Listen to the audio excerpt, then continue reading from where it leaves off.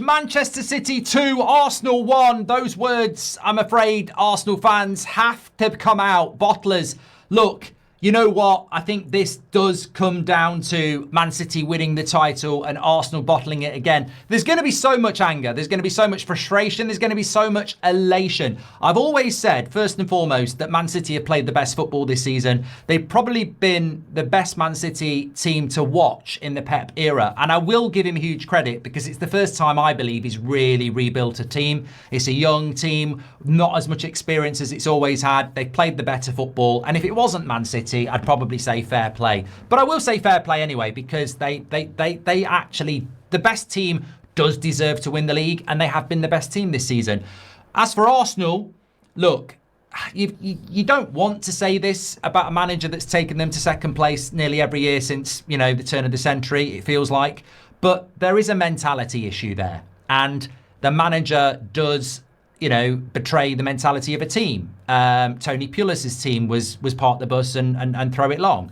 And Arteta's team is not able to get over the line. And I think that before the game, I would have said, look, you just need to not get beat in a game of football. Yeah, Man City are brilliant. Yeah, Man City have got Pep, but you just need to not get beat. You haven't got to win. You haven't got to win at the Etihad. You're just not going to get beat.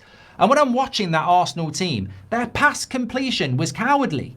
They were down at like 75% across a 90-minute game. They couldn't keep hold of the ball. You know, they've got this amazing squad and not even 4 players step up for a game like that.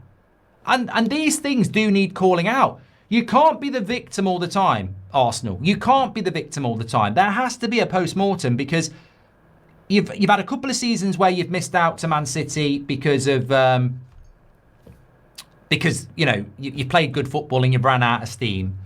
But this season you've led from the top. You've had a big squad. You've led from the top, and then you bottled it at the end. And it's a mentality thing. I'm not going to name players' names. It's not fair, but it is a mentality thing. Why is it you come into a game like that where you've just got to avoid defeat? You can't string 2 passes together, and nobody steps up to the plate. There wasn't one good performance from an Arsenal player. When you needed 5 or 6, you didn't get one. And we can go through the whole team and we can name players, but they didn't turn up. So you don't deserve to win the league. I've seen Man United win loads of league titles in my life, but forget that. I've seen Chelsea win titles. John Terry, Didier Drogba, Frank Lampard. I've seen Man City win titles with Yaya Toure, Rodri, De Bruyne. I've seen Liverpool win titles. I've never seen Arsenal win a title since the Arsene Wenger days, where, funnily enough, Vieira, Henry, Tony Adams, that is what makes you win the title. You don't win the title because you've been top of the league until the middle of April. You win the title because you're top of the league at the end of May. And they didn't have anybody today that convinced me that Arsenal should win the league. And yes, Havertz had a chance and Eze hit the post. But you were in the shadow of Man City for 90 minutes. If you'd got a draw, you'd have scraped a draw. You don't come as the title contenders and scrape a draw against your rival.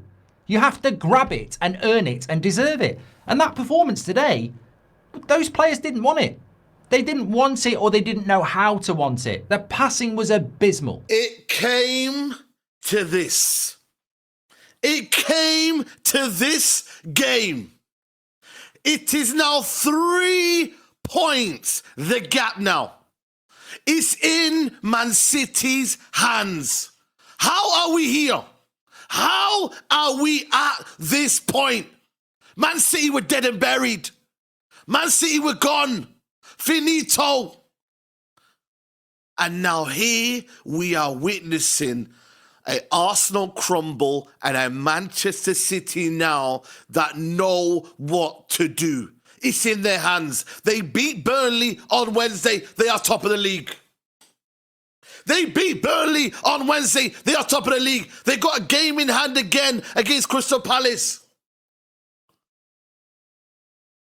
This was the game. This is what they've been waiting for. Remember the Arsenal bottle? The guy drank it at Stamford Bridge. And yet still they did the job. Erling Haaland, he waited till this moment, you know. My guy waited until this moment They said he was a goal-scoring drought. In the biggest game of all, probably the only chance that he had in the whole game. Sharp, ready. Arsenal, by the way, could have won this as well. Kai Havertz. You brought Victor Gyökeres for these moments, but it was the old guard, the one that Mikel Arteta seemed to trust. He was the one that had the chances. He was the one that could have equalised, probably won it. Who knows? Madness, man. In a game that had everything. It had spice, it had drama, a potential red card. There was hit the post. It was an absolute, that was a Big Six game. That right there delivered as a Premier League game. Both teams going for it. Both teams in the end having big chances. But Manchester City, tonight, victorious. This is what they waited for. This is what Big Steve and everyone told us. They said, wait till this game. Get to that game there, and if we beat you, that is the momentum changer. That's what they told us. And Arsenal had moments to kill this off. Arsenal had moments to not let it get to this game. There was a party atmosphere there, bro. These men know what to do. They kept the same team. They kept the same lineup. Arsenal had to do a makeshift. They had to put Havertz up front, Eze on the left. But my word, man. A lot of Arsenal fans have said tonight, yeah, it's over. If you're an Arsenal fan watching this right now, are you saying it's over? Are you now prepared to give up the title? Because I still think, yeah, there are a few twisters turns, but maybe I'm moving mad. Maybe psychologically tonight, how much damage has been done? How much damage has been done tonight psychologically? That is the big question.